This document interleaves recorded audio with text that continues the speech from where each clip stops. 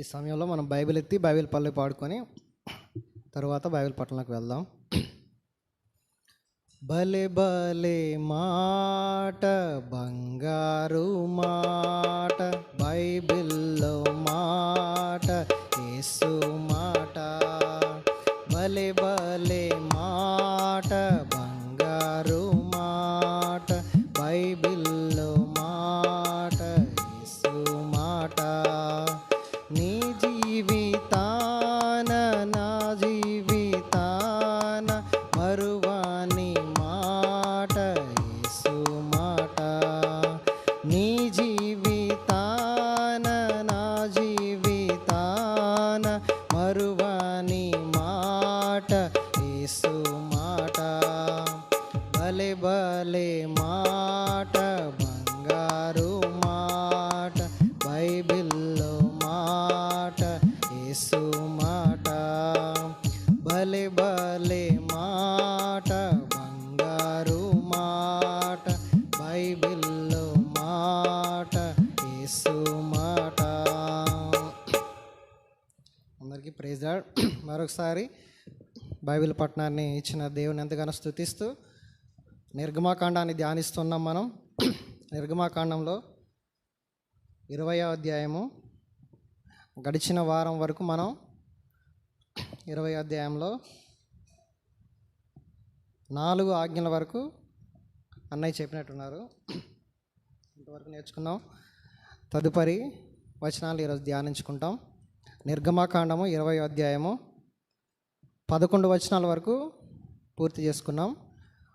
12 నుంచి 17 వచనాలు, మిగిలిన 6 ఆజ్ఞలు మాత్రమే ఈ దినాన్ని ధ్యానం చేసుకుందాం. నిర్గమాకాండం 20వ అధ్యాయము 12 నుంచి 17 వచనాలు మనం మార్చి చదువుకుందాం. నీ దేవుడైన యెహోవా నీకు అనుగ్రహించు దేశంలో నీవు దీర్ఘాయుష్మంతుడు వగునట్లు నీ తండ్రిని నీ తల్లిని సన్మానించుము. వ్యభిచరింపకూడదు. నీ పొరుగువాని మీద అబద్ధ సాక్ష్యము పలుకకూడదు.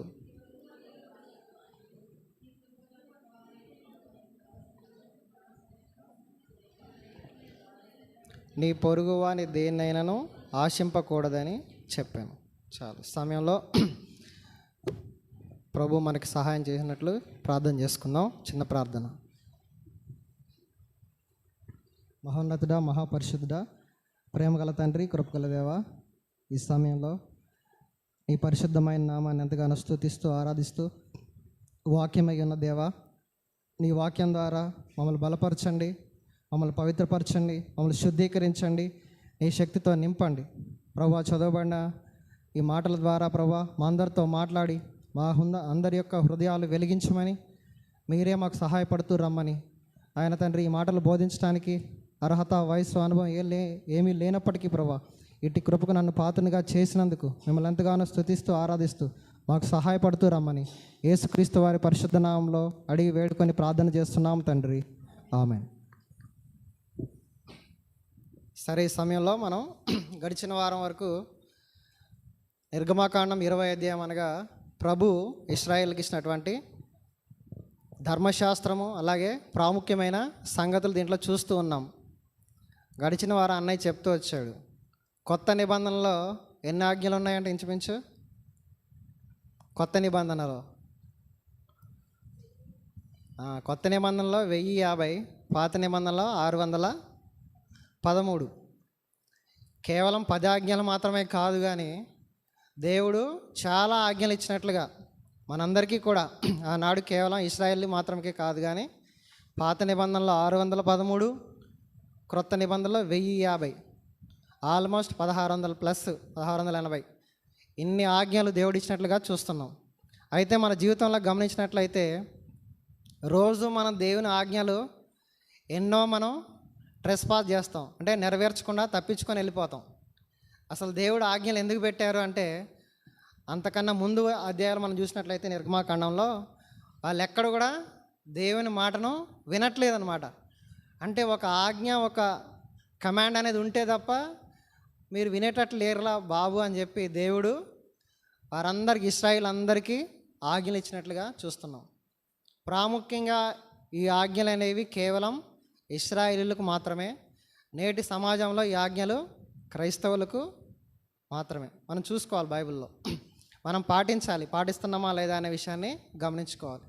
అయితే మనం చూద్దాం, ఈరోజు లేఖన భాగంలో ధ్యానించుకున్నట్లయితే 12వ వచనాన్ని చూసినట్లయితే ఏముందంటే, మొదటిగా నీ దేవుడైన యెహోవా నీకు అనుగ్రహించు దేశంలో నీవు దీర్ఘాయుష్మంతుడు వగనట్లు నీ తండ్రిని తల్లిని సన్మానించము. చాలా రోజులుగా ప్రతి సండే స్కూల్లో 10 ఆజ్ఞలు మనకి నేర్పిస్తూనే ఉంటారు. 10 ఆజ్ఞలు కంటతా పట్టిస్తూ ఉంటారు. 23వ దావీదు కీర్తన కూడా కంటతా పట్టిస్తూ ఉంటారు. అయితే ఇక్కడ మనం గమనించినట్లయితే ఇక్కడ ప్రాముఖ్యమైన మాట ఏముందంటే, నీవు దీర్ఘాయుష్మంతుడు అగినట్లు. చూడండి, నేటి సమాజంలో మనం గమనించినట్లయితే ఆయుష్ చాలా ఇంపార్టెన్స్. అంటే బ్రతకడం, అందరికీ బ్రతకాలనే ఉంటుంది. మీరు హాస్పిటల్లో ఇప్పుడు ఉన్న వాళ్ళు చూడండి, సెలైన్ లెక్కించే వాళ్ళని వెళ్ళి, అన్న మరి నువ్వు అయిపోతావా అన్న అంటే వాళ్ళు ఏం చెప్తారు, భలేవాడు అని అట్లా మాట్లాడుతున్నావు, దేవుడు నన్ను కాపాడతాడు, డాక్టర్ గారు నన్ను కాపాడతారు. అంటే ప్రతి ఒక్కరికి ఏముంటుంది, ఆశ బ్రతకాలనే కదా. ఒక 10 సంవత్సరాల క్రితం మేము ఖమ్మం వచ్చినప్పటికీ, నేను ఇంకా 2005లో టీటీసీ చేసుకున్నప్పటికీ హాస్పిటల్ ఖమ్మంలో ఎన్ని పెరిగినాయి అంటే కుప్పలు పెరిగిపోయినాయి. అప్పుడు చాలా లిమిటెడ్గా అన్ని ఊర్లో కూడా హాస్పిటల్ కొన్నే ఉండేవి. ఇప్పుడు ఈ హాస్పిటల్ ఎందుకు వచ్చినాయి అంటే రోగాలు పెరుగుతున్నాయి, మందులు పెరుగుతున్నారు, డాక్టర్లు పెరుగుతున్నారు. ప్రతి దానికి స్పెషలైజేషన్. గుండెకి ఒక డాక్టరు, కళ్ళకు ఒక డాక్టరు, ఆర్థోపెడిక్, న్యూరాలజిస్ట్, కార్డియాలజిస్ట్, ఎన్నో డాక్టర్లు పెరుగుతున్నారు. అంటే ఓవరాల్గా అందరి ఆశ ఏంటంటే నేను దీర్ఘాయుష్మంతుడిగా ఉండాలి. మినిమం బైబిల్లో 90వ కీర్తనలు ఉంటుంది కదా, ఎన్ని సంవత్సరాలు దేవుడిచ్చిన ఆయుష్? 80, మ్యాక్సిమం 70, 80 వేసుకుందాం. 80 ఏళ్ళైనా బతకాలి అని కోరుకుంటాం. కానీ దేవుడు చిన్న చిట్కా చెప్పాడు, ఏంటంటే నువ్వు దీర్ఘాయుష్మంతుడు అవ్వాలంటే సింపుల్గా ఏం చేయాలి, మీ తల్లిని తండ్రిని సన్మానించు. మనం గడిచిన కాలంలో చూసాం, మీరు మైకేల్ జాక్సన్ విన్నారుగా, మనందరికీ తెలుసు. మైకేల్ జాక్సన్ అంటే మా చిన్నప్పుడు ఆల్మోస్ట్ ఒక 25 ఏళ్ళ క్రితం ఆ పాటలు పెట్టుకొని డ్యాన్స్ వేయడం చాలామంది ఇన్స్పిరేషన్గా తీసుకొని మైకేల్ జాక్సన్ పాటలు డ్యాన్స్ చేసేవాళ్ళు. సినిమాలో హీరోలు కూడా మైకేల్ జాక్సన్ లాగా డ్యాన్స్ చేసేవాళ్ళు. ఆయన కోరిక ఏంటంట, దాదాపు 150 సంవత్సరాలు బతకాలనుకున్నట్ట. విపరీతమైన ఆశ సంపాదించాడు మైకేల్ జాక్సన్. కొన్ని కోట్లు, వేల కోట్ల డబ్బుల్ని సంపాదిస్తూ వచ్చాడు తన స్టేజ్ షోల ద్వారా. అయినప్పటికీ చూసినట్లయితే దాదాపు 100 ప్లస్ 150 ఏళ్ళు బతకాలని చెప్పి చాలామందిని ఆయన కోటకే రప్పించుకున్నట్ట. ఆయనకి స్పెషల్గా ఒక దీవులే ఉన్నాయి, ఆయనకి ఊర్లే ఉన్నాయన్నమాట. అందులో స్పెషల్గా డాక్టర్లు, అలాగే న్యూట్రిషనిస్టులు, అంటే ఏ టైంకి ఏ భోజనం పెట్టాలో అన్నీ చేసి దాదాపు ఆయన 20 ప్లస్ సర్జరీలు చేసుకున్నట్టున్నాడు మొహానికి. ఆయన ఎలాంటి వాడంటే నల్ల జాతీయుడు అనమాట. ఆయన స్కిన్ ఎలా ఉండేది ఇంతకుముందు మీరు చూడండి, నెట్లో కొట్టండి. మైకేల్ జాక్సన్ చిన్నప్పుడు ఎలా ఉండేవాడు, నల్ల జాతీయుడు, స్కిన్ అంతా నల్లగా ఉండేది చర్మం. కానీ ఎలాగైనా సరే ఆయన తెల్లగా అవ్వాలని దాదాపు చాలా సర్జరీలు చేయించుకొని మొత్తానికి తెల్లగా అయిండు, మల్లెపూలాగా. మరి మల్లెపూలాగా అయిన వ్యక్తి దీర్ఘాయుష్మంతుడు అయిందా? బ్రతకలైపోయిండు. సుమారు ఆయన 2000 ఎప్పుడో చనిపోయిండు, 16లోనే ఎప్పుడో 50 ఏళ్ళే బతికిండు. ఆయన కేవలం 50 సంవత్సరాలే. 2009 జూలైలో చనిపోయిండు ఆయన. 2009లో 50 సంవత్సరాలే బతికిండంట. అంటే ఆయన దీర్ఘాయుష్ లేదు. చాలా పేరు ప్రఖ్యాతులు సంపాదించినప్పటికీ ఆయన దీర్ఘాయుష్ పొందలేకపోయాడు. చాలామంది కోరిక, నేను దీర్ఘాయుష్గా ఉండాలి, చాలా కాలం బతకాలి. కానీ ఇక్కడ దేవుని వాక్యం చెప్తుంది, నీవు దీర్ఘాయుష్మంతుడు అవ్వాలి అంటే నీ తల్లిని తండ్రిని సన్మానించు. ఇది ఎన్నవ ఆజ్ఞ మనకి? ఇది 5వ ఆజ్ఞ. మొదటి 4 ఆజ్ఞలు ఎవరికి సంబంధించినవి? మానవుడికి దేవునికి సంబంధించిన ఆజ్ఞలు. మిగిలిన 6 ఆజ్ఞలు ఎవరికి సంబంధించినవి? మనిషికి, మ్యాన్ టు మ్యాన్, అది గాడ్ టు మ్యాన్. అది గుర్తుపెట్టుకోండి.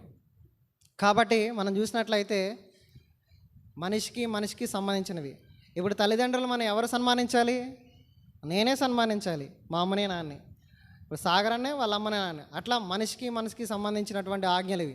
అందులో మొదటిది ఏంటంటే ఇది 5వ ఆజ్ఞ, దేవుణ్ణి తల్లిదండ్రుల్ని సన్మానించాలి. అందుకే అపోస్తలుడు అనే పౌలు చూడండి ఎఫ్సి పత్రికలో ఏమంటాడు, ఇది వాగ్దానములతో కూడిన ఆజ్ఞల్లో మొదటిది. ఎఫ్సి పత్రిక 6వ అధ్యాయము 2వ వచనం చదువును.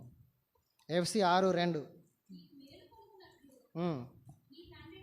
ఆ, ఉమ్, ఉమ్, ఆ. ఇది వాగ్దానములతో కూడిన ఆజ్ఞల్లో ఫస్ట్ది. వాగ్దానం అంటే ఏంటి? ప్రామిస్. మా హనీకి ప్రామిస్ చేశాను ఏంటి, నీకు కంప్యూటర్ కొంటా అమ్మ అని. మా అక్షిత్కి ప్రామిస్ చేశా సైకిల్ కొంటా అని. నేను ఆ ప్రామిస్ నిలబెట్టుకున్నా, సైకిల్ కొన్నా. అలాగే దేవుడు కూడా ప్రామిస్ చేశాడు, నీవు దీర్ఘాయుష్మంతుడుగా ఉంటావు. ఎప్పుడు? నీ తల్లిని తండ్రిని సన్మానించాలి. ఇది ఆజ్ఞ ప్లస్ ప్రామిస్, కమాండ్ ప్రామిస్ రెండు కలిపి ఉంటాయి. అందులో మొదటిదంట. కాబట్టి ఇక్కడ పౌలు భక్తుడు అంటున్నాడు, మీరు దీర్ఘాయుష్మంతులు కావాలంటే మీ తల్లిని తండ్రిని సన్మానించండి. చూద్దాం అయితే మరి తల్లిని తండ్రిని సన్మానించటం అంటే ఒక కుర్చీ వేసి మంచి శాల్వా కొనుక్కొచ్చి పూలదండలు వేసి చప్పట్లు కొట్టి ఇదేనా సన్మానం? అదేనా సన్మానం? మనకు తెలిసిన సన్మానం అయితే అదే. ఎవరైనా రిటైర్మెంట్ అయినప్పుడు, ట్రాన్స్ఫర్ అయినప్పుడు ఏం చేస్తాం?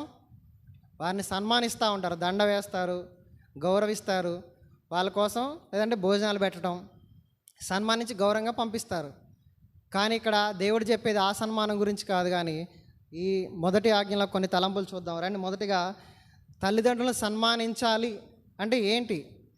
దండలు వేయటం, చప్పట్లు కొట్టడం, శాల వేయటం మాత్రమే కాదు, కానీ కొన్ని విషయాలు మనం పంచుకుందాం రండి. మొదటిగా ఎఫ్సీలకు రాసిన పత్రిక ఇదే 6వ అధ్యాయం 1వ వచనం చదవండి, 5వ వచనాన్ని. పిల్లలారా, ప్రభువునందు మీ తల్లిదండ్రులకు విధేయులై ఉండి. చాలు.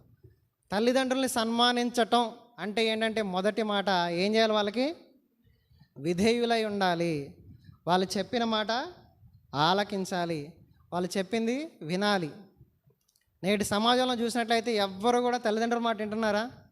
అస్సలు ఘోరంగా ఉంది పరిస్థితి. అందరూ చదువుకున్న వాళ్ళు, చదువు లేని వాళ్ళు అందరూ కూడా తల్లిదండ్రుల మాట వినే పరిస్థితి లేనే లేదు. కారణం ఏంటంటే దేవుని భయం బొత్తిగా లేకపోవటం.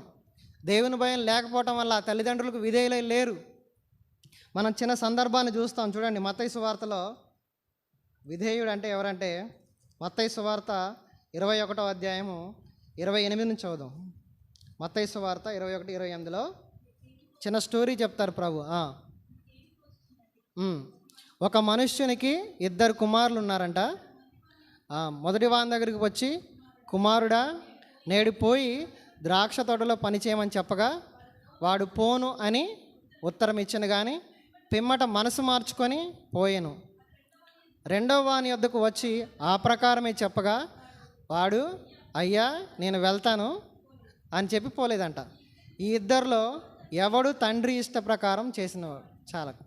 ఇప్పుడు ఎవరు తండ్రికి విధేయుడు, ఎవరు తల్లిదండ్రుల మాట విన్నాడంటే ఫస్ట్ వాడే, పని చేసినోడు. ఇక్కడ మనం గమనించుకోవాల్సిన మాట ఏంటండి ఆజ్ఞలో? మరి మనం అలా ఉన్నామా? మరి మనం అలా ఉన్నాం, మొదటి వాడిలాగా ఉన్నామా, రెండో కుమారులాగా ఉన్నామా? చాలా సందర్భాల్లో దేవుడు అనేకమైన పనులు చెప్తూ ఉంటాడు.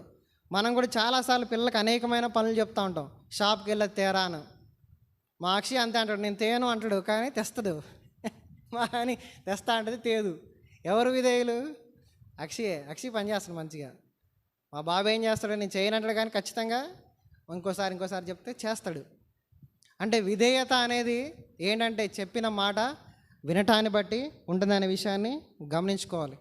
మనం పరిశుద్ధ గ్రంథంలో చూసినట్లయితే యేసుక్రీస్తు ప్రభు గురించి ఆయన ఎంత విధేయత చూపించాడో మనం చూస్తాం కదా.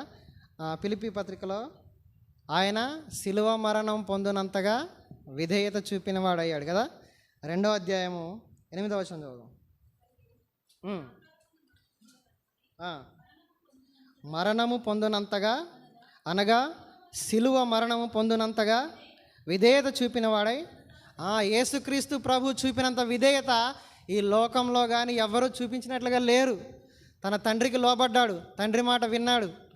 శిలువ మరణం పొందినంతగా, బాబు నువ్వు శిలువ మరణం పొందాలని తండ్రి యేసుక్రీస్తుకు చెప్పితే ఏ మాత్రం వెనకాడకుండా శిలువ మరణం పొందినంతగా విధేయత చూపినవాడు మన యేసుక్రీస్తు ప్రభు. అలాంటి దేవుని మనం కలిగి ఉన్నాం. అందుని బట్టి ఎంతగానో స్తుతించాలి. ఆ దేవుడు ఈ మాట చెప్తున్నాడు, బాబు మీరు యేసుక్రీస్తునికి మనం విధేయులై ఉంటే తల్లిదండ్రులు కూడా విధేయులై ఉంటాం. దేవునికి భయపడితే తల్లిదండ్రులకు కూడా భయపడతాం. కాబట్టి ఇక్కడ మన యేసుక్రీస్తు ప్రభు విధేయత చూపిన వాడిగా ఉన్నట్లుగా చూస్తున్నాం. అందుకని ఆయన అంటాడు కదా, విధేయులైన వారికి అపోస్తుల కార్యాలు 5వ అధ్యాయంలో పరిశుద్ధాత్మను ఇలాంటి విధేయులైన వారికి ఏమిస్తాడంట దేవుడు? 32 వచనం, 5:32. దేవుడు తనకు విధేయులైన వారికి అనుగ్రహించిన పరిశుద్ధ ఆత్మ. చాలు. విధేయులైన వారందరికీ దేవుడు ఏమిస్తాడంట? పరిశుద్ధాత్మని ఇస్తాడు. ఈ సమయంలో ఈ ఆజ్ఞ ద్వారా మనం ఏం నేర్చుకోవచ్చు అంటే, విధేయత కలిగి ఉండడం ద్వారా పరిశుద్ధాత్మని పొందుకోవచ్చు అనే విషయాన్ని నేర్చుకోవచ్చు. ఇంకా మనం చూస్తామండి, హెబ్రీ పత్రిక 5వ అధ్యాయం 10వ వచనంలో ఉంటుంది. హెబ్రీ పత్రిక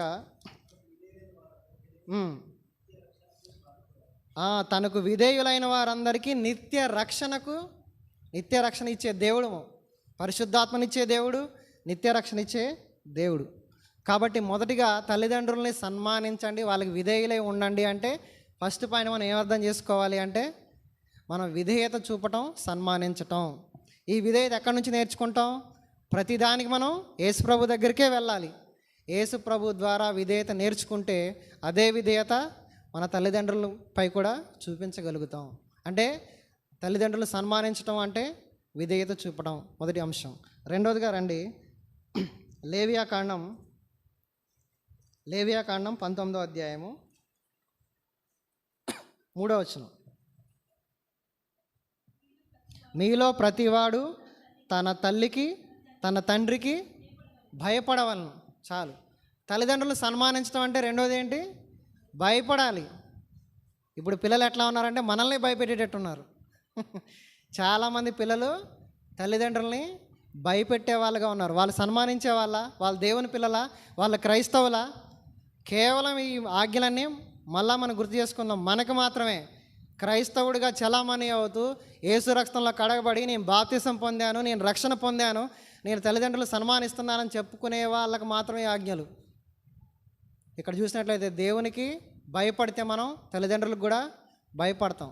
అంటే సన్మానించడం అంటే భయపడడం. రెండోది భయపడడం అనే విషయాన్ని మనం జ్ఞాపకం చేసుకోవాలి. అందుకనే ఇక్కడ అంటాడు కదా, కీర్తనలు 4:4 అంటాడు, మీరు భయం నుండి పాపం చేయకుండా ఉండండి. అలాగే దేవుని భయం కలగాలంటే మనకి 119వ కీర్తన 38వ వచనంలో వాక్యం, నీవిచ్చిన వాక్యమే చదవండి అన్నమాట. 119వ కీర్తన అంటే వాక్యం ద్వారా భయం కలుగుతుంది. నీవిచ్చిన వాక్యము మనుషుల్లో నీ భయమును పుట్టించున్నది. వాక్యం ద్వారా మనం భయం కలిగి ఉంటాం. చూడండి, యేసుక్రీస్తు ప్రభు కూడా తండ్రికి భయపడినవాడే. అందుకే అంటాడు యెషయా గ్రంథము 11వ అధ్యాయంలో అంటాడు కదా, యెహోవా భయం ఆయనకి ఇంపైన సువాసనగా ఉందంట. దేవుని భయం ఎంతగా యేసుక్రీస్తు ప్రభు మనకి ప్రతి దానిలో మాదిరి చూపిస్తున్నాడు, అన్నిట్లో. చూడండి 11:3 వచనం, యెహోవా భయము ఇంపైన సువాసనగా ఉందంట. చాలా భయపడుతానంట దేవుడికి. భయపడ్డం అంటే వణికిపోవటమా? భయపడ్డం అంటే గజగజ వణికిపోవటమా? అది కాదు. భయపడటం అంటే అన్నీ ప్యారలల్గానే ఉంటాయి. ఇవన్నీ భయపడటం అంటే లోపట్టం. దేవుడు గద్దించినా ఏం చేసినా లోపట్టం. చాలాసార్లు పేరెంట్స్ ఏం చేస్తారు? తల్లిదండ్రులు పిల్లల్ని గద్దిస్తారు. ఆ గద్దింపు మంచిదే అని సొలొమోను భక్తుడు అన్నాడు. చూడండి, సామెతల్లో ఉంటుంది మనకు ఆ మాట. సామెతలు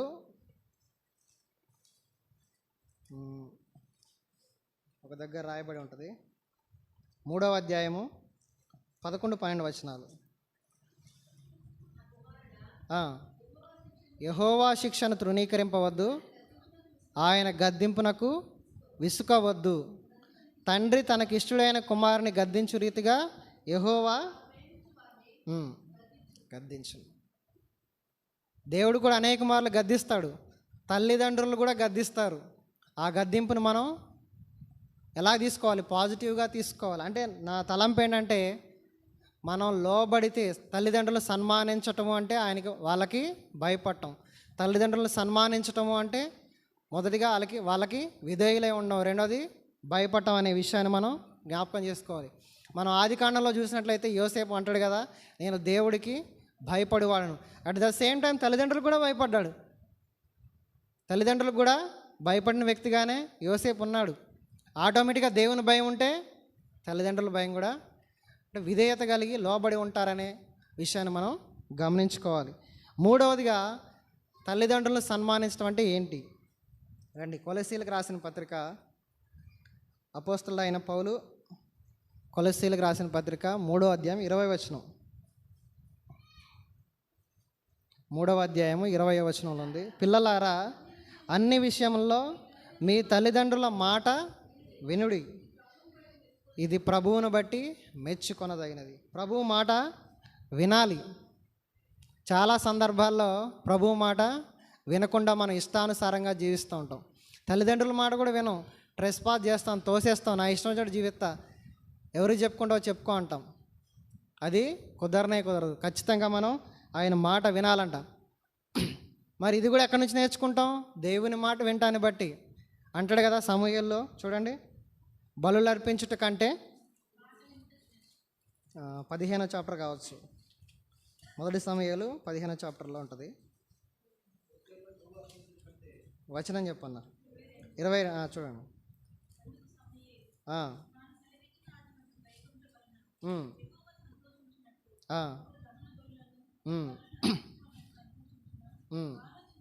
ఆలోచించుకో.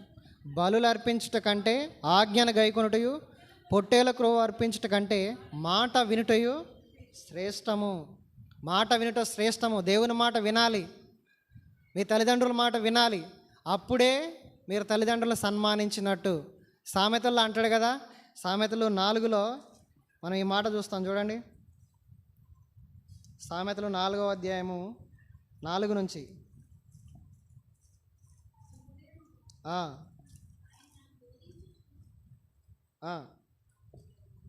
4వ అధ్యాయం 4వ నుంచి, నీ హృదయము పట్టుదలతో నా మాటలు పట్టుకొని నిమ్ము, నా ఆజ్ఞలను గైకొని ఏళ్ళ నీవు బ్రతుకుదువు. జ్ఞానము సంపాదించుకొనుము, బుద్ధి సంపాదించుకొనుము, నా నోటి మాటలను మరువకము, వాటి నుండి తొలగిపోకము. జ్ఞానమును విడవక వింటిన ఎడల అది నిన్ను కాపాడును, దాన్ని ప్రేమించిన ఎడల అది నిన్ను రక్షించును. దేవుడు అంటున్నాడు దేవుని మాట వినండి అని. దేవుడి మాట వినటం ద్వారా ఆటోమేటిక్గా తల్లిదండ్రుల మాట, పితరుల మాట వింటాం. బైబిల్ గ్రంథంలో ఇది ధ్యానిస్తున్నప్పుడు ఒక వ్యక్తి కనబడ్డారు, ఒక తరం కనబడది. వాళ్ళు ఎలా ఉన్నారంటే చూడండి, వాళ్ళు ఎంతగా మాటకు లోబడ్డారంటే ఎన్నో తరాలు అయిపోయినా ఇంకా అది ఫాలో అవుతున్నారంట. నాకు చాలా బాగా అనిపించింది. చూడండి, ఇర్మియా గ్రంథము రేకాబీలు 35వ అధ్యాయంలో చూస్తాం మనం. 5వ వచనం చదువుదాం. 2వ వచనం చదవండి అక్క. నీవు రేకాబీయుల వద్దకు పోయి యెహోవా మందిరములోని గదులలో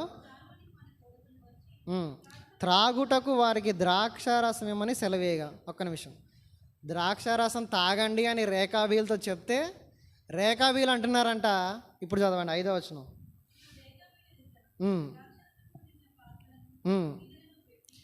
ద్రాక్షారసము తాగుడని వారితో చెప్పగా వారు, మా పితరుడగు రేకాబు కుమారుడైన యెహోనాదాబు మీరైనను మీ సంతతి వారైనను ఎప్పుడునూ ద్రాక్షారసము త్రాగకూడదని మాకు ఆజ్ఞాపించను కనుక త్రాగము. మరి ఎప్పుడో చెప్పారంట వాళ్ళ తాతలు ఏం చెప్పారు? అరే పిల్లలు, మీరు ద్రాక్షారసం తాగొద్దు, అది మనకి తగదు అని చెప్తే అప్పటి నుంచి మానేశారంట. ఎప్పటి నుంచి ఎన్ని తరాలు మారినాయి మనకు తెలియదు. ఇప్పుడు మన పిల్లలకి అరే స్ప్రైట్ తాగొద్దు, కూల్ డ్రింకులు తాగొద్దు, దాంట్లో పెస్టిసైడ్స్ ఉన్నాయిరా, పురుగుల మందులు ఉన్నాయిరా అంటే ఏమంటారు? నువ్వు పక్కపో, బిర్యానీ తిన్నాక స్ప్రైట్ తాగాలి, అది రూల్. చెప్పిన మాట వెంటనే తిరస్కరిస్తున్నారు. కానీ రేకాబీలు అంట, ఇప్పుడు అర్థమైందంటే దేవుని మాటకి ఎంత లోబడుతున్నారు. వాళ్ళ పితరుడు చెప్పాడంట, తాగడం మానేశారంట. ఇంకా 8వ వచనం చూసినట్లయితే, కావున మా పితరుడైన రేకాబు కుమారుడగు యెహోనాదాబు మాకు ఆజ్ఞాపించిన సమస్త విషయంలో అతని మాటను బట్టి మేము కానీ, మా భార్యలు కానీ, మా కుమారులు కానీ చదవండి. 7వ వచనంలో ఒక మాట ఉంది. 7వ వచనం చదవండి. మీరు ఇల్లు కట్టుకొనవద్దు, విత్తనములు విత్తవద్దు, ద్రాక్ష తోట నాటవద్దు, అది ఉండకూడదు. మీరు పరవాసము చేయు దేశంలో దీర్ఘాయుష్మంతులగునట్లు. వచ్చింది ఆ పాయింట్. దీర్ఘాయుష్మంతులగునట్లు వాళ్ళు తల్లిదండ్రుల మాట విన్నారు. తల్లిదండ్రులను సన్మానించడం అంటే అర్థమైందా? దేవుని మాట వినటం. దేవుని మాట వినటం ద్వారా రేకాబీలు దీర్ఘాయుష్మంతులగునట్లుగా ఆశీర్వదించబడ్డారంట. ఎంత నాకు హ్యాపీ అనిపించిందంటే, ఎన్ని తరాలైనా అది ఫాలో అవుతూనే ఉన్నారు. ద్రాక్షారసం ముట్టొద్దని చెప్పారంట. అన్ని ఛాన్సులు ఉన్నా కూడా వాళ్ళు తాగట్లేదంట. తర్వాత వచనాలు మనం చదువుతూ ఉంటే వాళ్ళు ఎంతగానో ఆశీర్వదింపబడిన వాళ్ళుగా ఉన్నారు. కాబట్టి ఇక్కడ నా తలంపు ఏంటంటే, తల్లిదండ్రులను సన్మానించడం అంటే మొదట విధేయులు అవ్వాలి, రెండవది వాళ్ళకి భయపడే వాళ్ళుగా ఉండాలి, మూడవది మాట వినేవాళ్ళుగా ఉండాలి, నాలుగవది చూద్దాం రండి. మత్తయి సువార్త 15వ అధ్యాయం 4వ వచనం. మత్తయి సువార్త 15వ అధ్యాయం 4వ వచనం. చాలు. తల్లిదండ్రులను ఘనపరచుమనియు. నాలుగవది ఏం చేయాలంటే, సన్మానించాలి అంటే ఏం చేయాలంటే తల్లిదండ్రుల్ని ఘనపరచాలి. చాలాసార్లు మన తల్లిదండ్రులను తీసిపడేస్తూ ఉంటాం. ఎంతో కష్టపడి పెంచినప్పటికీ వాళ్ళని నువ్వు ముసలోడైపోయారు, పక్కపో, నువ్వేంటి మాకు చెప్పేది, నువ్వేంటి మాకు సలహా ఇచ్చేది. చాలాసార్లు తల్లిని తండ్రిని అవమానిస్తారు, బాధ పెడతారు. అలా ఉండకూడదంట. అలాంటి వాళ్ళని ఏం చేయాలని చెప్తుంది నిర్గమాకాండం. చూడండి, నిర్గమాకాండం చూస్తాం కదా మనం, 21వ అధ్యాయంలో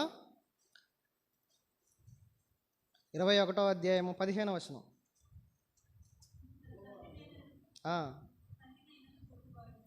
తన తండ్రినైనను తల్లినైనా కొట్టువాడు నిశ్చయముగా మరణశిక్ష పొందాలి. 17వ వచనం. తన తండ్రినైనను తల్లినైనను శపించువాడు, తల్లిదండ్రులను కొడతారు, తల్లిదండ్రులను దూషిస్తారు, తల్లిదండ్రులను శపిస్తారు. వీళ్ళకి ఏం చెప్తుంది ధర్మశాస్త్రం? కంపల్సరీ మరణశిక్ష విధించాలి. ఇందాక కూడా మనం చదువుకున్నాం కదా, భయపడిన వారు, అది కూడా చూద్దామండి. ద్వితీయోపదేశకాండము. పిల్లలంట తల్లిదండ్రులకు భయపడరంట, వాళ్ళని కూడా ఏం చేయాలి? రాళ్ళతో కూడా చంపాలి. మనకు రాళ్ళు సరిపోవు. ఇప్పుడు మనమే కనుక ఆ రూల్ ఫాలో అయితే మనకు రాళ్ళు సరిపోవు, అసలు సరిపోదన్నమాట. అన్ని రాళ్ళు దొరకవు, అంతమందిని కొట్టాలి. చూడండి, ద్వితీయోపదేశకాండము 21వ అధ్యాయము 18వ వచనం. ఒకని కుమారుడు మొండివాడై తిరుగబడి తండ్రి మాట కానీ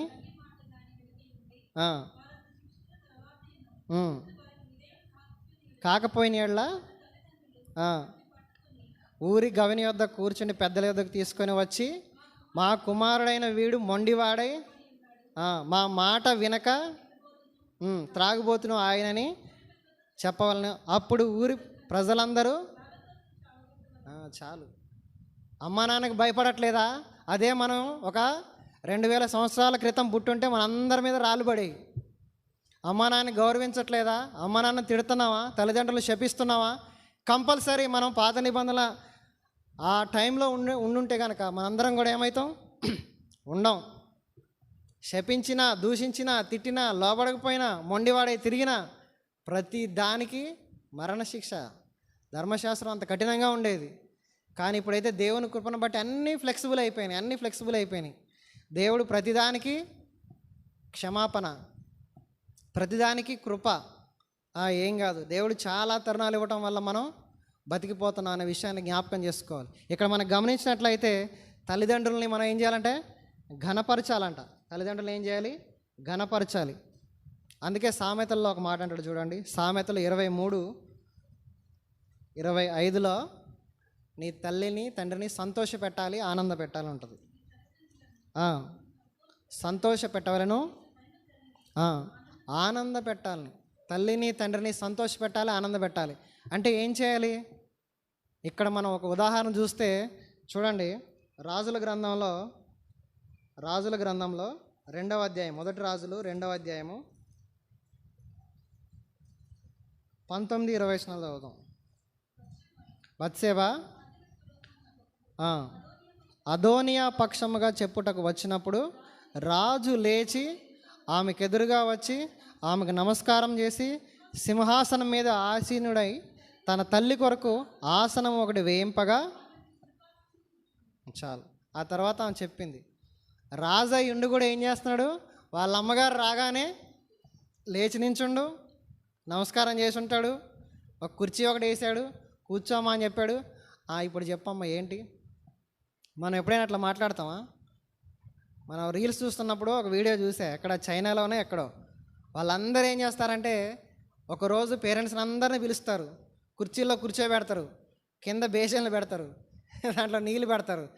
ఎవరి పేరెంట్స్ కాళ్ళు వాళ్ళ పిల్లలు వచ్చి కంపల్సరీ కడగాలి, అది రూల్. దాని ద్వారా ఏమైంది? తల్లిదండ్రులను సన్మానించడం, గౌరవించడం పిల్లలు నేర్చుకుంటారంట. అదొక స్కూల్లో ఉంది. మన ఇండియాలో కూడా స్కూల్లో ఉన్నట్టున్నాయి. ఇది ఎంతో మంచిదన్నమాట. ఇక్కడ మన యేసు ప్రభువుని కూడా చూసినట్లయితే ఆయన యోహాను సువార్త 8వ అధ్యాయంలో ఉంటుంది. ఆయన తండ్రిని ఘనపరిచినట్లుగా మనం చూస్తూ ఉంటున్నాం. తల్లిదండ్రులు ఘనపరచడమే సన్మానించడం.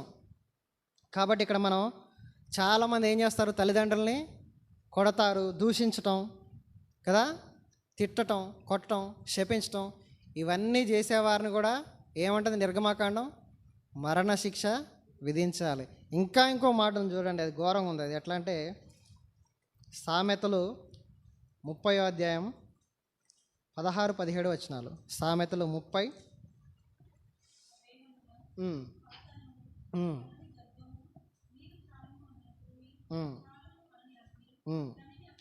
తండ్రిని అపహసించి తల్లి మాట విననొల్లని వాని కన్ను లోయకాకులు పీకును, పక్షిరాజు పిల్లలు. ఘోరం. అంటే తల్లిదండ్రుల మాట వినకపోతే, తల్లిదండ్రులు సన్మానించకపోతే, తల్లిదండ్రులు గౌరవించకపోతే వాళ్ళ కన్నులట లోయకాకులు వచ్చి పీకినంత శాపం దాని అర్థం. కాబట్టి ఇక్కడ మనం మొదటి ఆజ్ఞ ఏముంది? నీ తల్లిని తండ్రిని సన్మానించు, అప్పుడు నువ్వు దీర్ఘాయుష్మంతుడు అవుతారు. మరి ఎవరైనా దీర్ఘాయుష్మంతులు అయ్యారా దీని ద్వారా? ఇందాక చూసాం, రేఖాబీలు అయ్యారు. తర్వాత ఇంకొక మాట చూద్దాం.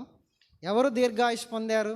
తల్లిని తండ్రిని గౌరవించి దీర్ఘాయుష్ అయినది ఎవరంటే రండి చూద్దాం. దినవృత్తాంతములు, మొదటి దినవృత్తాంతములు 29వ అధ్యాయము చివరి 26, 27, 28 వచనాలు.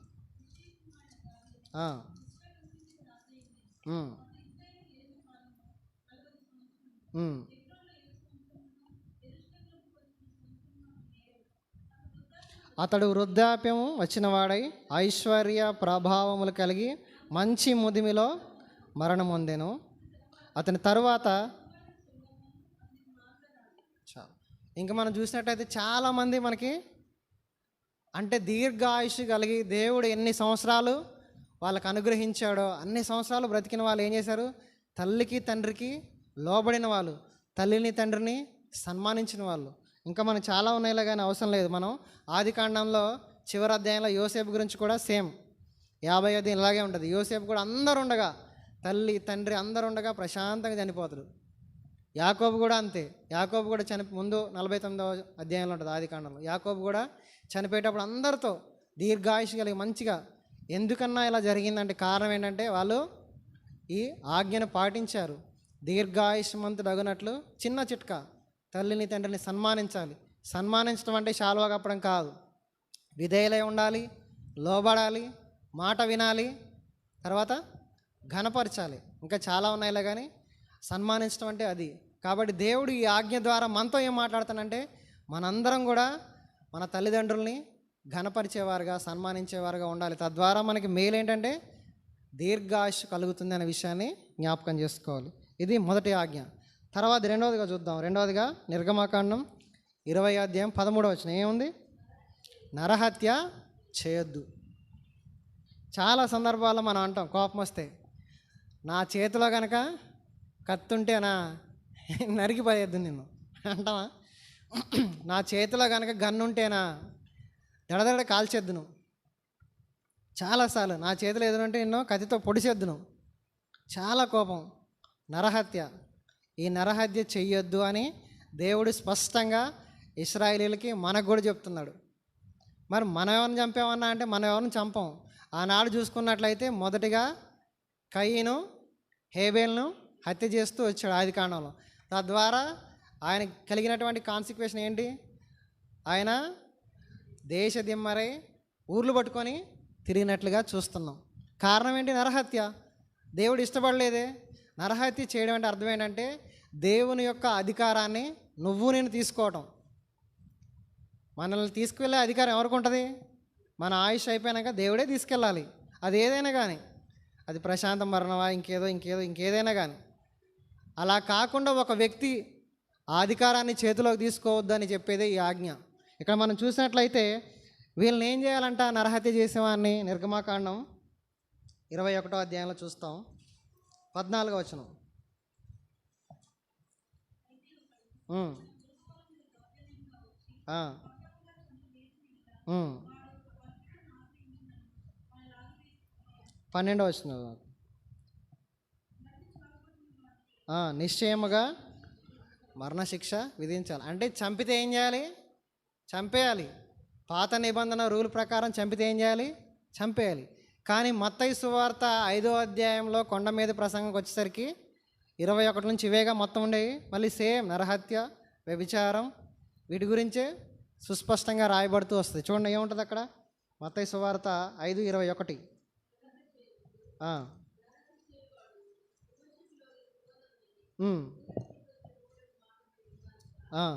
నేను మీతో చెప్పేది ఏంటంటే, తన సహోదరుని మీద కోపపడు ప్రతివాడు, అంటే అక్కడ చంపొద్దు, ఇక్కడ కోపం కూడా పడద్దు. యేసుక్రీస్తు ప్రభు వచ్చిన తర్వాత మనం కోపం కూడా పడద్దు. తర్వాత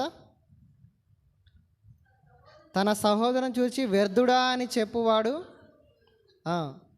ద్రోహి అని చెప్పువాడు నరకాగ్నిలోకి లోనగు. చాలా చాలా అండి. ఇక్కడ కాంటెక్స్ట్ ఏంటంటే, అక్కడ నరహత్య చేస్తే వాడిని పట్టుకోవాలి, చంపాలి. కానీ ఇక్కడ కాంటెక్స్ట్ ఏంటి? యేసుప్రభు వచ్చిన తర్వాత నువ్వు ద్రోహి అనొద్దు, వ్యర్థుడా అనొద్దు, కోపం కూడా కోపగించుకోవద్దు. అప్పుడు మనం అనొచ్చు, ఏంటి యేసుప్రభా ఎమోషన్స్ ఉండవా మాకు? కోపం కూడా రావద్దా?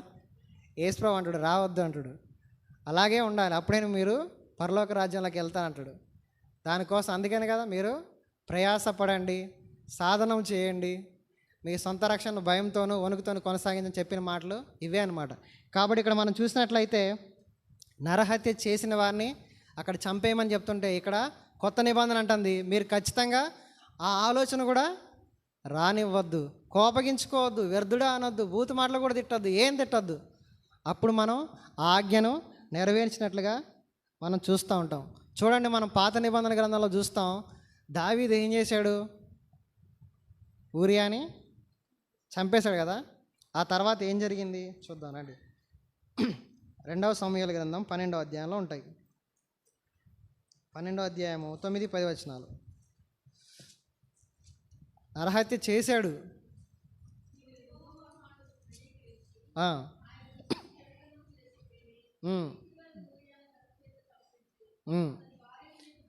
ఊరియాను కత్తి చేత చంపించి అతని భార్యను నీకు భారీగా ఉండినట్లు నీవు నన్ను లక్ష్యము చేయక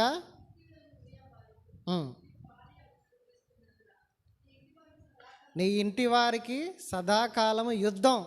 ఎప్పుడైతే నువ్వు నరహత్య చేస్తావో, ఎప్పుడైతే ఒకరిని దూషిస్తావో, ఎప్పుడైతే నీ మనసులో, అంటే ఇప్పుడు మనం అనుకోవచ్చు, అన్న నేను ఎవరిని చంపలేదన్నా, కత్తితో పొడవలేదన్నా, గనితో కాల్చలేదన్నా, నీ మనసులో ఎవరినన్నా చంపేయాలి అన్న ఆలోచన వస్తే డెఫినెట్లీ నువ్వు నరహత్య చేస్తున్నట్లే.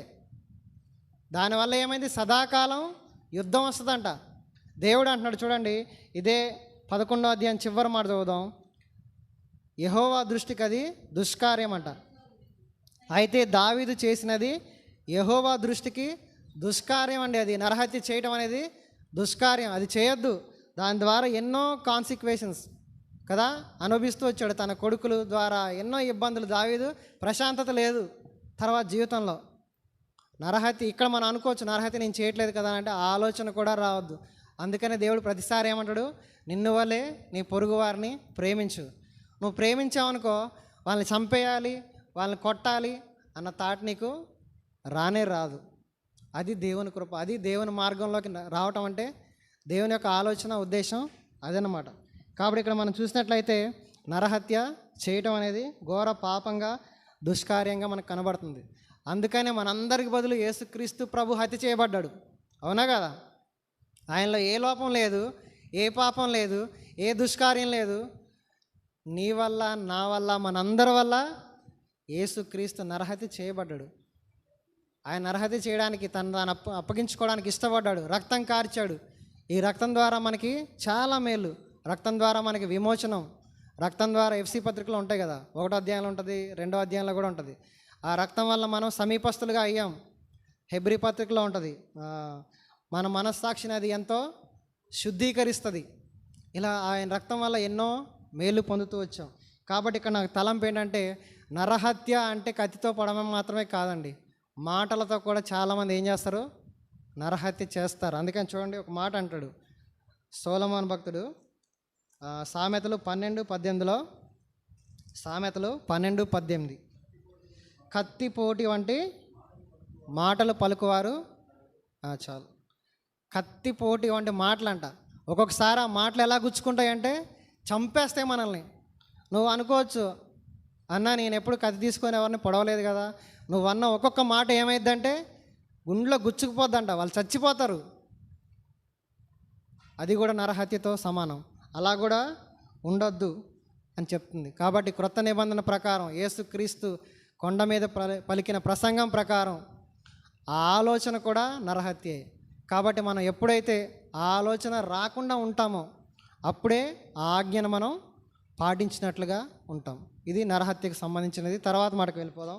తర్వాత మనం చూసినట్లయితే ఏముంది, 14వ వచనం, మీరు వ్యభిచరింపకూడదు, వ్యభిచరింపకూడదు.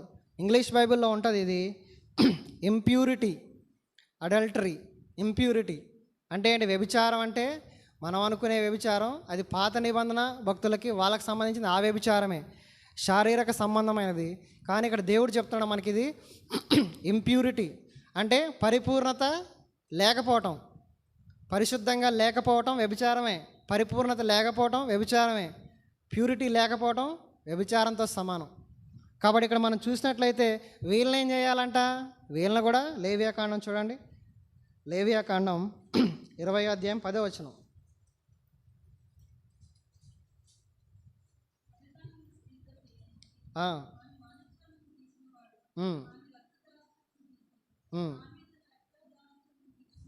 లేవియాకాండం 20వ అధ్యాయం 10వ వచనం.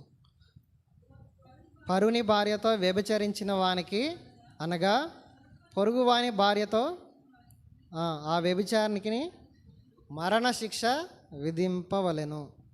ఇప్పుడు వ్యభిచారం మీన్స్ ఒక భార్య భర్త ఆ మంచి సంబంధంలోంచి బయటికి వెళ్ళిపోయి ఒక వ్యక్తితో అదర్ పర్సన్తో ఉంటే అది వ్యభిచారం. మనకి బైబిల్లో జారత్వం కూడా ఉంటుంది. జారత్వం మీన్స్ పెళ్ళి కాక ముందే ఇంకొకరితో సంబంధం కలిగి ఉంటాం, జారత్వం.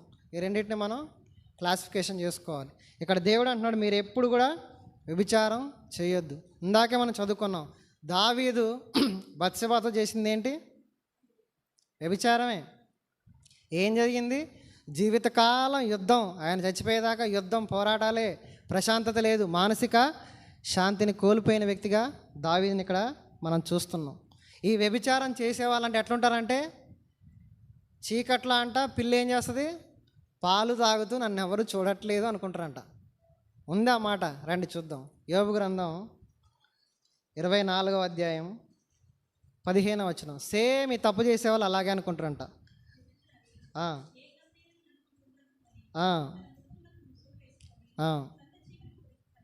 చాలు. ఏం చేస్తాంట? ఏ కన్ను నన్ను చూడట్లేదు అనుకొని ముసుగు వేసుకొని చీకటి కోసం ఎదురు చూస్తుందంట. అంటే ఎవరు చూడరు అనుకుంటున్నారా?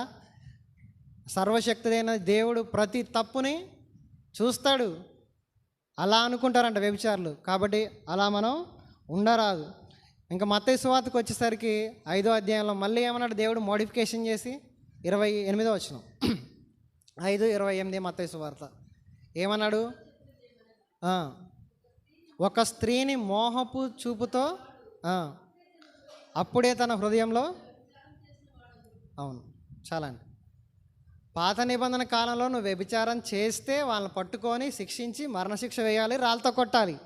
కొత్త నిబంధనలో నువ్వు అసలు ఆ చూపు కలిగి ఉన్నావా, నువ్వు పాపం చేసినట్టే. ఆ చూపు కూడా కలిగి ఉండకు. అప్పుడేం చేయాలి? మళ్ళా వారిని ప్రేమించాలి. మన సహోదరిగా సహోదరుడిగా అనుకుంటేనే మనం ఆ తప్పు చేయలేము. ఇది కూడా మళ్ళీ నిన్ను వలే నీ పొరుగు వారిని ప్రేమించుము, దాంట్లో క్లాసిఫికేషన్ అంతర్భాగమై ఉంటుంది. కాబట్టి ఇక్కడ మనం చూసినట్లయితే ఈ వ్యభిచారుల గురించి అంటాడు చూడండి. వాళ్ళంట ఎట్టి పరిస్థితుల్లోనూ దేవుని రాజ్యంలోకి వెళ్తారా?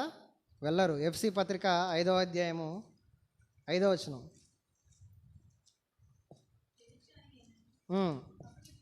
అపవిత్రుడైనను క్రీస్తు యొక్కయు దేవుని యొక్కయు రాజ్యమునకు హక్కుదారుడు కాడు. నువ్వు వ్యభిచారం చేస్తూ తప్పు చేస్తూ ఉన్నప్పుడు ఎట్టి పరిస్థితుల్లో దేవుని రాజ్యంలోకి వెళ్ళలేవు. ఇప్పుడు మనందరం ఉన్నాం. మనం ఏ రకమైన శారీరక సంబంధం కానీ అదర్స్తో లేము. కానీ మనం వ్యభిచారం చేస్తున్నావా అంటే వాక్యానుసారంగా మనం యాకోబు పత్రికలో ఉంటుంది కదా, ఈ లోక స్నేహం. యాకోబు పత్రిక 4:4 వ్యభిచారులారా ఈ లోక స్నేహం దేవునితో వైరమని మీరు ఎరుగురా. చాలా అంటే ఈ లోకంతో స్నేహం చేస్తే మనం వ్యభిచారులమే. ఈ లోకంతో మనం స్నేహం చేస్తున్నాగా అంటే మనం వ్యభిచారులమే. మన తప్పుని మనం కంపల్సరీ దేవుని ఎదుట ఒప్పుకోవాలి. ఇంకో దగ్గర చూస్తాం రండి, మనం 2 కొరింథీ 6వ అధ్యాయము 14వ వచనం.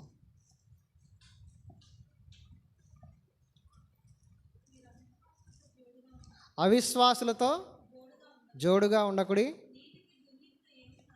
నీతికి దుర్నీతితో ఏం సాంగత్యం, వెలుగునకు చీకటితో ఏమి పొత్తు. చాలా ఈ రకమైన సిచ్యువేషన్లో ఉంటే మనం వ్యభిచారం చేస్తున్నట్లే. కాబట్టి పౌలు భక్తుడు అంటాడు కదా, తిమోతికి రాసిన 2వ పత్రిక 3వ అధ్యాయం 5వ వచనంలో, పైకి భక్తి గల వారిగా ఉంటూ దేవుని శక్తిని ఆశ్రయించలేని వారంగా మనం ఉంటే మనం వ్యభిచారులమే. ఒక పక్క దేవుడు, ఒక పక్క తాగుడు.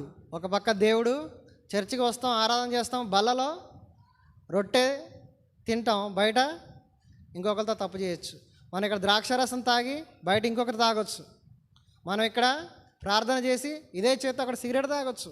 ఇక్కడ హల్లెలూయా అని చేతులు ఇచ్చి మనం దేవుణ్ణి ఆరాధిస్తూ బయటికి వెళ్ళి మన ఇష్టానుసారంగా జీవించడం డెఫినెట్లీ ఇది వ్యభిచారం. ఇంప్యూరిటీ, పరిశుద్ధత లేకపోవటం. దేవుడు ఖచ్చితంగా దీన్ని ఖండిస్తూ ఉన్నాడు. కాబట్టి ఈ ఆజ్ఞలోని సారాంశం ఏంటంటే మీరు అలాగా ఉండొద్దు అనే విషయాన్ని దేవుడు చెప్తా ఉన్నాడు. ఇది వ్యభిచారం సంబంధించింది. తర్వాత 15వ వచనం, నిర్గమకాండం 20:15 మనం చూస్తాం. ఇది దొంగిలకూడదు. ఇక్కడ కూడా మనం చూసినట్లయితే మేమేం దొంగతనం చేసామన్నా, దొంగతనం మనం చేయలేదు కదా. ఇక్కడ కూడా అదేంటి, దొంగతనం చేసిన వాడిని ఏం చేయాలి, చంపేయడమే. లేవియాకాండం 19:11. పాత నిబంధన ప్రకారం అందరిని ఏం చేయాలి, ఏది చేసినా సరే. కాకపోతే కొన్ని రూల్స్ అండ్ రెగ్యులేషన్స్ ఉంటాయి. లేవియాకాండం 19:11 దొంగిలింపకూడదు, అబద్ధం ఆడకూడదు. నిర్గమాకాండం 22వ అధ్యాయం 1వ వచనం.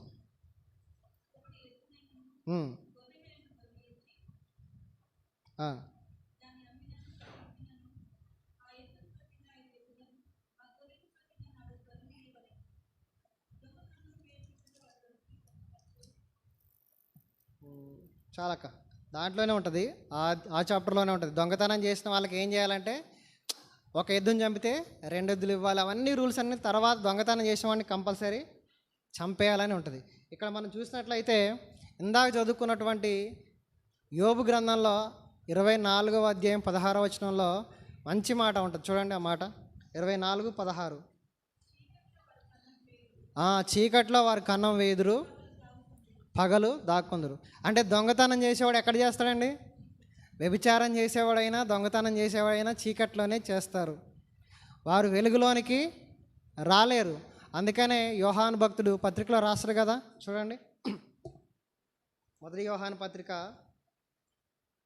1వ అధ్యాయము 5వ వచనం నుంచి, మేము ఆయన వలన విని మీకు ప్రకటించు వర్తమానం ఏమనగా, దేవుడు వెలుగై ఉన్నాడు, ఆయన యందు చీకటి ఎంత మాత్రమూ లేదు, ఆయనతో కూడా సహవాసం గలవారని చెప్పుకొని చీకటిలో నడిచిన ఎడల మనం అబద్ధమాడుచు సత్యమును జరింపగుందము. అయితే ఆయన వెలుగులోనున్న ప్రకారము మనమును వెలుగులో నడిచిన ఎడల మనము అన్యోన్య సహవాసం గలవారమై ఉందుము. అప్పుడు ఆయన కుమారుడైన యేసు రక్తము ప్రతి పాపం నుండి మనను. యేసు ప్రభు వెలుగులోనే ఉన్నాడు, కానీ మనం చీకట్లో ఉండి మనం ఏం చేస్తున్నాం, ఆ వెలుగుని గ్రహించలేకపోతున్నామంట, ఆయనతో పాటు నడవలేకపోతామంట. ఈ దొంగతనం చేసే అలవాటు ఉన్న వాళ్ళందరూ కూడా ఇదే. మనకు వివరాలు అవసరం లేదు, కానీ రిఫరెన్స్లు మనం చూస్తాం. ఎక్కడంటే యెహోషువ గ్రంథంలో ఆకాను ఏం చేశాడు, ప్రశస్త వస్త్రాలు దొంగతనం చేశాడు. ఏం జరిగింది రిజల్ట్, మొత్తం వాళ్ళందరం చాలామంది చనిపోయారు, సుమారు 3,000 మంది అనుకుంటా. ఆ తర్వాత మళ్ళీ యెహోషువ దేవుని దగ్గర ప్రార్థన చేసి ఎవరయ్యా అంటే ఆ గోత్రాలన్నింటినీ ఏరుకొని కనుక్కొని ఆకాను పట్టుకొని ఏం చేశారు, ఆకానుతో పాటు కుటుంబాన్ని కూడా ఆకోరు లోయ అంతేగాక ఆకోరు లోయలో పడేసినట్లుగా మనం చూస్తున్నాం. దొంగతనం ఏం చేసింది, ఆయనతో పాటు అందరినీ చంపింది. మనం ఆదికాండంలో చూస్తాము, రాహేలు వాళ్ళ తండ్రి గారి యొక్క విగ్రహాలు దొంగతనం చేస్తుంది, అక్కడ కూడా శాపం మీద తెచ్చుకుంటుందాము. ఇంకా మనం చూస్తాం, ఇంకా ఇస్కరియోతు యూదా ఏం చేశాడు, యేసుక్రీస్తు అప్పగించిన ఆ ధనము సంచిని తన డబ్బుల్ని దొంగలించినట్లుగా రిజల్ట్ ఏమైంది, ఆయన ఉరి వేసుకొని చనిపోయినట్లుగా చూస్తాం. కాబట్టి దొంగతనం ఏం చేస్తుందంటే మనల్ని మరణానికి తీసుకొని వెళ్తుంది. అందుకని అంటే ఆ దొంగతనం చేయాలన్న ఆలోచన కూడా రావద్దు అని దేవుడు చెప్తా ఉంటాడు. అంటే ఈ ఆజ్ఞ ద్వారా మనం ఏం నేర్చుకోవాలంటే దొంగతనం అనే ఉంచకూడదు. అంటే ఇక్కడ మనం అనుకోవచ్చు, ఏం దొంగతనం చేస్తాం, మనం డబ్బులు దొంగతనం చేయట్లా, బట్టలు దొంగతనం చేయట్లా. మనం ఏం దొంగతనం చేస్తామంటే ప్రభు యొక్క టైం దొంగతనం చేస్తాం. కంపల్సరీ దేవుడిచ్చిన పనిని దొంగతనం చేస్తాం, దేవుడిచ్చిన ధనాన్ని దొంగతనం చేస్తాం, దేవుడు మనకి ఇచ్చినటువంటి ధనం దొంగతనం చేస్తాం. యోబు భక్తుడు అంటాడు కదా, 31వ చాప్టర్లో చూడండి, 31వ అధ్యాయంలో ఆయన ఇచ్చిన ఏది నేను బిగబట్టలేదు అంటాడు. అంటే ఏంటి, 16వ వచనం, 31:16. చాలా బిగబట్టలేదంటే ఏంటి, చాలా సందర్భాల్లో నాకు వచ్చిందనుకోండి, మనం బిగబట్టి దాచేసి పెట్టుకుంటాం. అమ్మో నాకు, నా పిల్లలకి, నా తర్వాత వాళ్ళకి. బిగబట్టకపోవటం అంటే ఏంటంటే దేవునికి ఇవ్వటం. మన ధనాన్ని బిగబడితే ధనాన్ని దొంగిలించినట్లే. మలాకీలో ఉంటుంది కదా, మలాకీ చూడండి 3వ చాప్టర్లో అనుకుంటా, 8, 9, 10 వచనాల, ప్రతిష్టార్పణలు మీరు దొంగిలినట్లే ఇవ్వకపోతే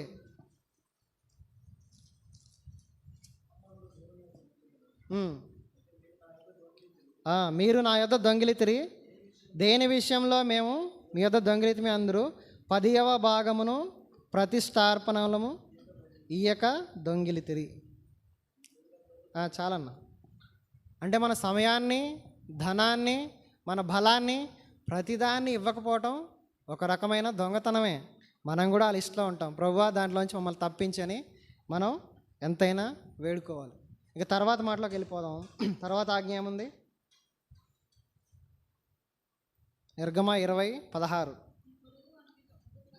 నీ పొరుగు వాని మీద అబద్ధ సాక్ష్యము పలుకవద్దు. ఇక అబద్ధాలంటే మనకి అబద్ధాలు కొంతమందికి వస్తాయి, అసలు వెన్నతో పెట్టిన విద్యలాగా వస్తాయి. మాకు తెలిసిన ఒక మేడం గారు ఉంటారు, వెన్నతో పెట్టిన విద్య టకటకడమని వచ్చేస్తాయి. మనకేమో గబుక్కుని అసలు అబద్ధం ఆడాలంటే గత్రబిత్ర అయిపోతూ ఉంటాం. అసలు అబద్ధం ఆడాలంటే కొంచెం ఆలోచిస్తాం కూడా, కొంచెం ఆలోచించి దీనికి ఇది చెప్తే అతుకున్నట్టు ఉంటుందా ఉండదా అని ఆలోచించుకొని అబద్ధం మాట్లాడతాం మనం. ఈలో వాళ్ళకి అవతల వాళ్ళకి అర్థమైపోయి నువ్వు ఆగిలే అంటారు ఇక. కానీ కొంతమంది అట్లా ఉండదు. మా ఫ్రెండ్ ఉండేవాడు, ఫ్రెండ్ పేరు విజయ్. వాడు ఎన్ని అబద్ధాలు చెప్పినా సరే, వాడు అబద్ధాలు చెప్తున్నాడన్నా సరే మేము తర్వాత నమ్మేవాళ్ళం, నిజంగా నమ్మేవాళ్ళం. వాడు అబద్ధాలని తెలుసు. ఒకసారి వీడియో గేమ్, మా అమ్మ 9th క్లాస్లో వీడియో గేమ్ కొన్నారు మా అమ్మోళ్ళు. వీడియో గేమ్ కోసం మేము కొనుక్కున్నామని వాడికి తెలిసింది. అప్పట్లో టీవీకి పెట్టి ఇట్లా నొక్కాలి, ఈ కంప్యూటర్లు ఇవి లేవు, వీడియో గేమ్ అంటే అదే.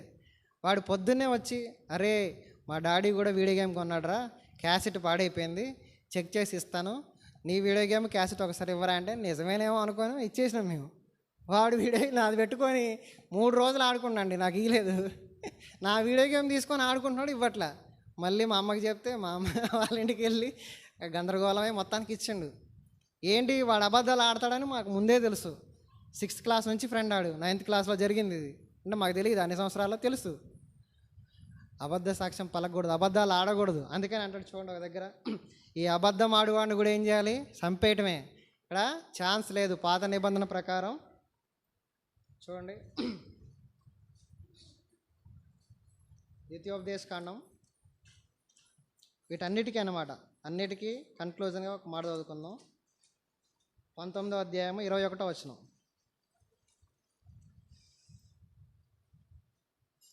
ద్వితీయోపదేశకాండము 19.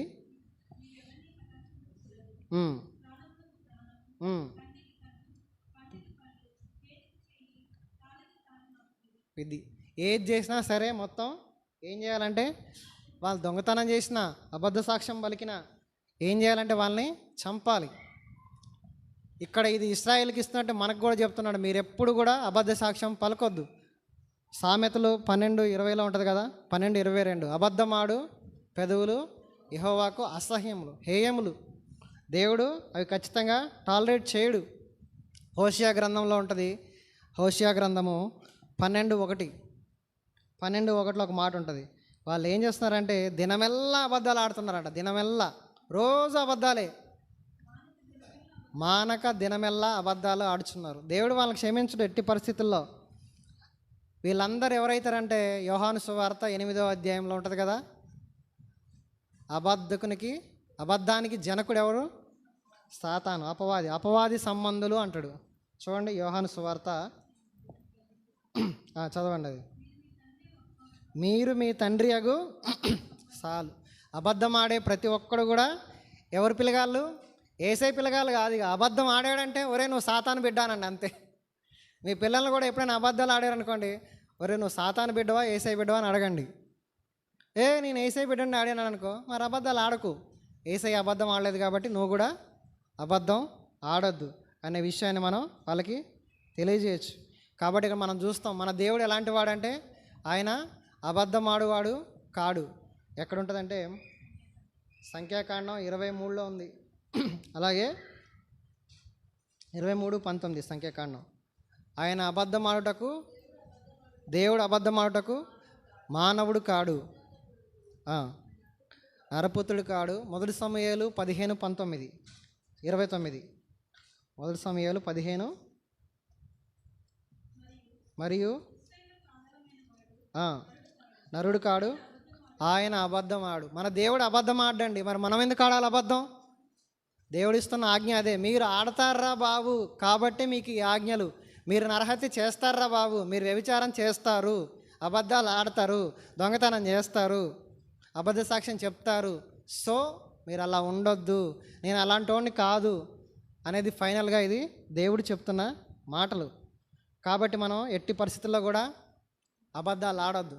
చూడండి, మన యేసు ప్రభువుని చంపేయడానికి వాళ్ళందరూ ఏం చేశారంట? అబద్ధ సాక్ష్యాలు. మత్తయి సువార్త 20 అబద్ధ సాక్ష్యం పుట్టించారట.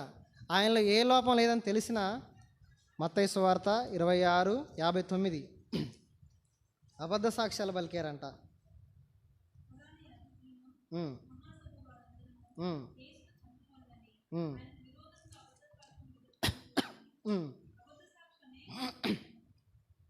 చదవండి. సాక్ష్యమేమయో దొరకలేదు.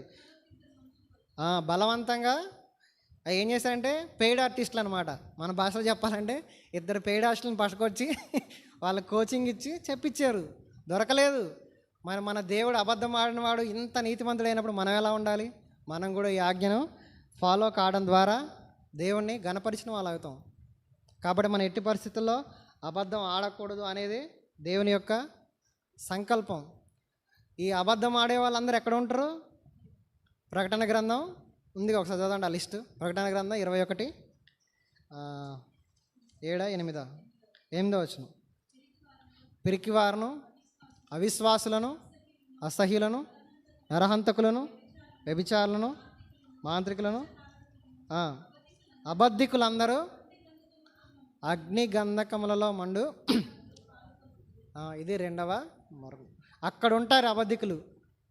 కాబట్టి మనం ఎట్టి పరిస్థితుల్లో అబద్ధాలని విడిచిపెట్టాలని దేవుని యొక్క కోరిక.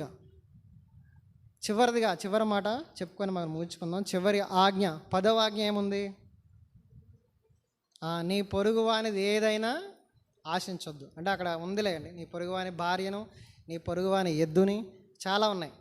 టోటల్గా దాని కంక్లూజన్ ఏంటంటే నీ పొరుగువానిది ఏది కూడా ఆశించకు, నీకు సంబంధం లేనిది ఆశించకు. ఈ మాట చదువుతున్నప్పుడు నాకు గుర్తొచ్చింది, మొన్న సండే హెబ్రోన్కి వెళ్ళినప్పుడు హెబ్రోన్లో వాక్యం చెప్పారు, టేబుల్ మెసేజ్. ఆయన ఏం చెప్పారంటే పెద్ద కుమారుడు, చిన్న కుమారుడు, ఆ సందర్భం చెప్పారు లూకాసు వార్తలో. అయితే పెద్ద కుమారుడు అసూయపడ్డాడంట. చిన్న కుమారుడు తిరిగి వచ్చినప్పుడు వాళ్ళ నాన్న ఏం చేశాడు? విందు చేసి ఉంగరం తొడిగిచ్చి అందరిని పిలిపించి విందు చేస్తాడు. పెద్ద కుమారుడు ఏమంటాడు? అసూయపడతాడు. ఆయన చెప్తూ చెప్తూ ఆయన కాంటెక్స్ట్ ఏంటంటే, అసలు నీకేం సంబంధం అయ్యా, దేవుడు ఆయన ఆశీర్వదిస్తే నీకేం బాధ, నీకేమైనా లోటు వచ్చిందా? పెద్ద కుమారుడా, నీకు ఫుడ్ లోటు ఉందా? లేదు. వాటర్ లోటా? లేదు. బట్టలా? లేదు. మీ ఇంట్లో ఉన్నావుగా, హ్యాపీగా ఉన్నా. ఆయనకి చేస్తే నీకేం సంబంధం? అసూయ, ఈర్ష చెప్తూ మంచి మాట చెప్పాడు. పరమగీతంలో ఉంటుంది కదా, ఈర్ష మరణమంతా కఠోరమైనది, అంతే కదా. ఈర్ష మరణమంతా ఈర్ష ఒకసారి చదువుదాం అన్నమాట. పరమగీతములు ఈర్ష పాతాళమంతా కఠోరమైనది.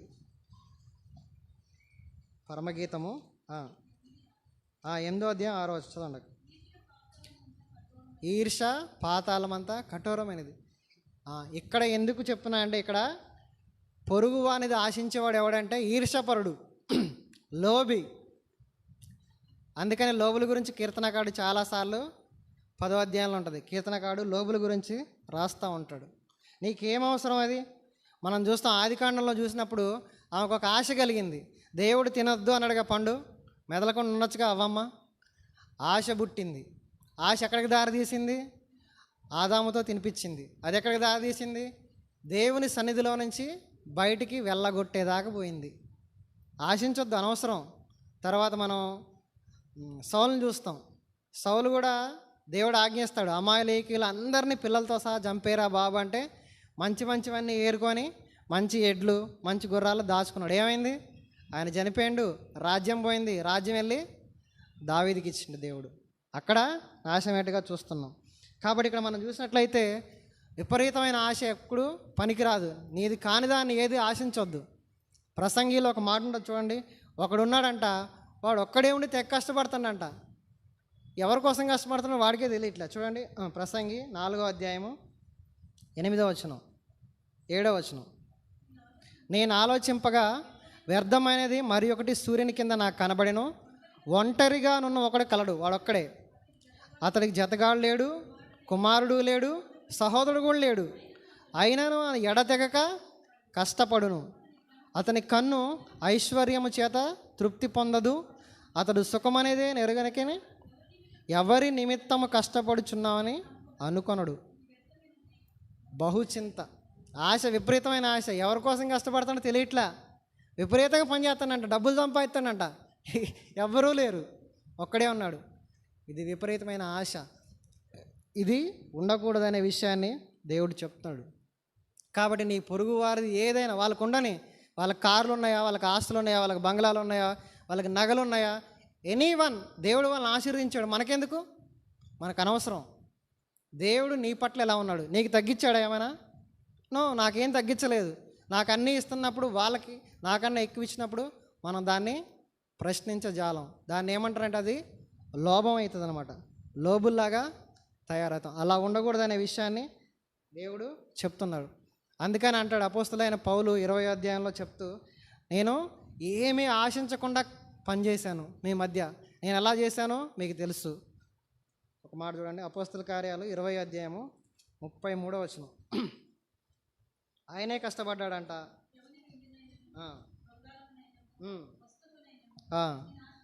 ఆశింపలేదు, నా అవసరం నిమిత్తము నా చేతులు కష్టపడినవని మీకే తెలియను. చాలు.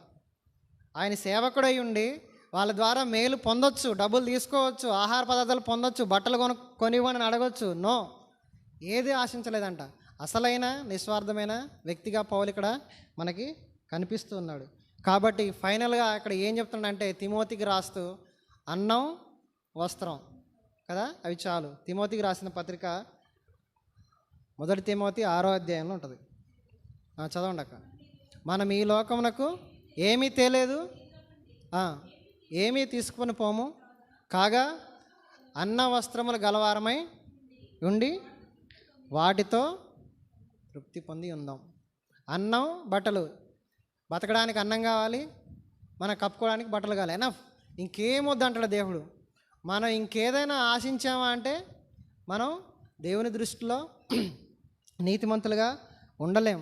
ప్రతిదీ శాపమే. చూడండి, మనం చూసినట్లయితే ఎలీషా శిష్యుడు ఉంటాడు గెహాజీ. ఆయనకు అవసరమా? గురువుగారు అన్ని సమయానికి పెట్టిస్తూనే ఉంటాడు. నాకు తెలిసి మార్నింగ్ చాయ్, టిఫిను, అన్నం ఆయనకెందుకు, గురువుగారికే లేదు. నయమాన్ వచ్చాడు, స్వస్థపడ్డాక ఏమన్నాడు? అయ్యా నేను సన్మానం చేస్తాను, ఇవన్నీ తీసుకో అయ్యా అంటే, నాకు అవసరం లేదురా బాబు నువ్వు పో అన్నాడు. ఈయన వెళ్ళి ఏం చేశాడు? ఉరుక్కుంటూ పోయి మా గురువుగారు అంతే అంటారులే కానీ పంపించని చెప్పి తీసుకోండు. తర్వాత ఏమైంది రిజల్ట్? కుష్టు వ్యాధి పొందుకున్నాడు. మనం కూడా ఏది వేరే వాళ్ళని ఆశించొద్దు. దేవుడికి వాళ్ళకి ఇస్తాడా? ఇవ్వని, సంతోషించు, దేవుని స్తుతించుదాం, దేవుణ్ణి ఆరాధిద్దాం. ధనాపేక్ష సమస్త కీడులకు మూలం, ఇందాక చదువుకున్న వాక్యంలో కింద ఉంటుంది. కాబట్టి ధనాపేక్ష ఆశించడం ఏది ఉండకూడదనే విషయాన్ని కూడా మనం ఈ ఆజ్ఞ ద్వారా గ్రహించవచ్చు. ఫైనల్గా మనం చదువుకున్న ఈ ఎన్ని ఆజ్ఞలు? 6 చదువుకున్నాం. 4 పోయిన వారు అన్నయ్య చెప్పిండు. ఇప్పుడు మనం 6 చదువుకున్నాం. ఒకటేంటి? తల్లిదండ్రుల్ని సన్మానించాలి. తర్వాతది నరహత్య చేయొద్దు, వ్యభిచరింపొద్దు, దొంగతనం చేయొద్దు, అబద్ధ సాక్ష్యం పలకొద్దు, పొరుగు అనేది ఏది కూడా ఆశించొద్దు. ఇవన్నీ నేను చేస్తానన్నా మీరు నన్ను ఏం చేస్తారు అంటే, బైబిల్ చెప్తుంది నువ్వు హ్యాపీగా ఎక్కడుంటావంటే, రండి ప్రకటన గ్రంథం ఇందాక చదువుకున్న మాట చదవండి, 21:8. ఆ లిస్ట్ వాళ్ళందరూ ఇక్కడ వస్తారు, చదవండి. అవిశ్వాసులు, అసహ్యులను, నరహంతకులు అంటే హత్య చేసిన వారు వచ్చారా? వచ్చారు. వ్యభిచారులు వచ్చారా? వచ్చారు. మాంత్రికులు, అబద్ధికులు, ముగ్గురు వచ్చారు. ఈ ముగ్గురు ఎక్కడికి పోతారు? 3 రకాల వాళ్ళు. మరి మిగతా వాళ్ళు తప్పించుకున్నట్ట? అన్న బలి అయిందన్న వాళ్ళు దొంగతనం చేసిన వాళ్ళు రాలా, వచ్చారు. ఇక్కడ దొంగతనం లేరు. వాళ్ళ కోసం దేవుడు ఇంకో దగ్గర రాయించి పెట్టాడు. రండి, కొరింథీకి రాసిన పత్రిక 1 కొరింథీ 6వ అధ్యాయం 9వ వచనం నుంచి. అన్యాయస్తులు అంటే ఎవరు? ఇందాక చెప్పుకున్నాగా, మొదటిగా తల్లిని తండ్రిని దూషించిన వారు, అన్యాయంగా కొట్టిన వాళ్ళు, చంపిన వాళ్ళు వచ్చేసారు. తర్వాత చదవండి. జారులైనను, విగ్రహారాధికులైనను,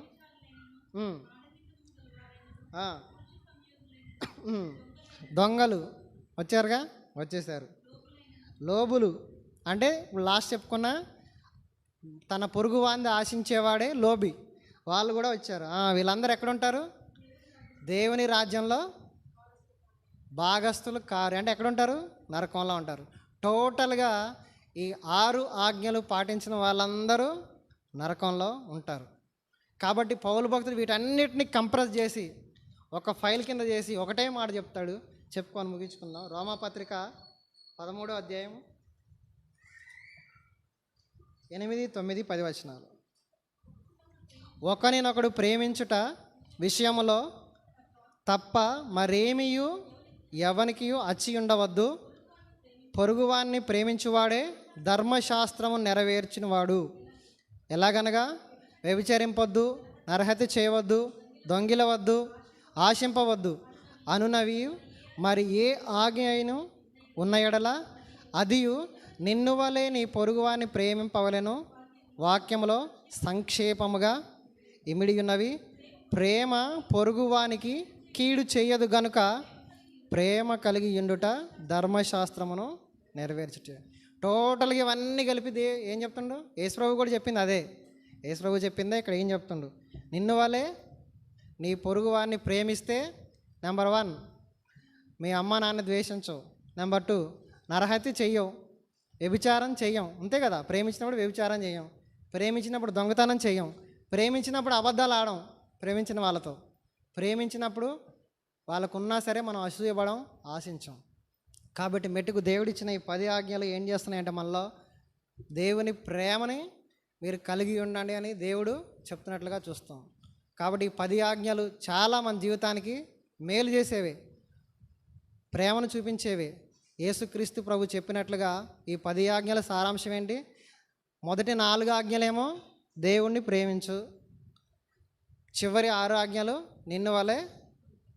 అర్థమైంది కదా? అంతే. మొదటి 4 ఆజ్ఞలు దేవునికి మనిషికున్న రిలేషన్, దేవుని ప్రేమించు. 5 నుంచి 10 మనిషికి రిలేషన్ కాబట్టి నిన్ను వలె నీ పొరుగు వారిని ప్రేమించు. ఈ 2 పాటిస్తే మనం ఈ 10 ఆజ్ఞలు నెరవేర్చినట్లే దేవుడు మన జీవితాల్లో మేలు చేయడానికి ఆయన పూనుకుంటాడు. కాబట్టి దేవుడి మాటలు దీవించునుగాక. ఆమెన్. ప్రార్థన చేసుకుందాం. మహోన్నతుడా, మహాపరిశుద్ధుడా, ప్రేమ కలిగిన తండ్రి, కృప కలిగిన దేవ, మీ పరిశుద్ధమైన నామానికి స్తుతులు, స్తోత్రాలు, వందనాలు చెల్లించుకుంటూ మీరు ఇచ్చిన లేఖన భాగాన్ని బట్టి వందనాలు, స్తోత్రాలు ప్రభువా. నిర్గమాకాండంలో ప్రభువా మీరు ఇచ్చినటువంటి 10 ఆజ్ఞలను ప్రభువా మేము నేర్చుకోవడానికి కృప చూపుతూ వచ్చారు దేవా. 5వ ఆజ్ఞ మొదలుకొని 10 వరకు నాయన తండ్రి, నీవు నాయన తండ్రి మనిషి ఇంకొక మనిషితో ఎలా జీవించాలో తెలియపరుస్తూ వచ్చినావు ఆయన. వీటి సారాంశం ప్రభువా నాయన తండ్రి, నిన్ను వలె నీ పొరుగు వారిని ప్రేమిస్తే ఇవేవి మేము ఆజ్ఞను మీరే వారంగా ఉండం ప్రభువా. కాబట్టి ప్రభువా అటువంటి కృప మాకు దయచేయమని వేడుకొని ప్రార్థన చేస్తూ ఉన్నాం. ఈ సమయంలో ప్రభువా నీ మాటలు బోధించడానికి మీరు నాకు ఇచ్చినటువంటి ఈ మంచి సమయాన్ని బట్టి మిమ్మల్ని ఎంతగానో స్తుతిస్తూ ఆరాధిస్తూ రాగలుగుతూ వచ్చిన బిడ్డలందరినీ మీరు దీవించండి, ఆశీర్వదించండి.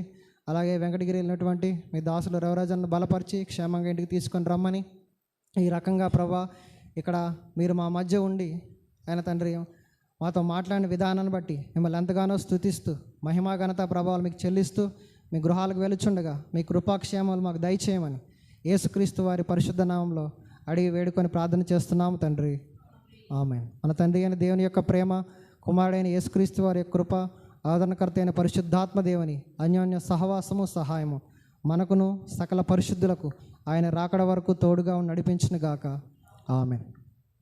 అందరికీ ప్రైజ్ లార్డ్.